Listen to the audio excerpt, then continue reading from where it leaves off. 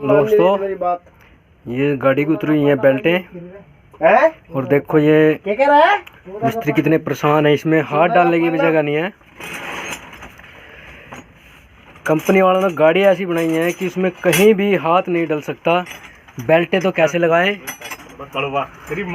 देखियो, हाथ भी नहीं डाल सकता। एक मिस्त्री नीचे है और एक मिस्त्री ये लगा हुआ ऊपर। अब बताओ, कम से कम कंपनी गाड़ी में ऐसी जगह तो दे कि इसमें कुछ एडजस्टमेंट कर सके ड्राइवर। लेकिन सुबह से इस गाड़ी में परेशान हो रहे हैं।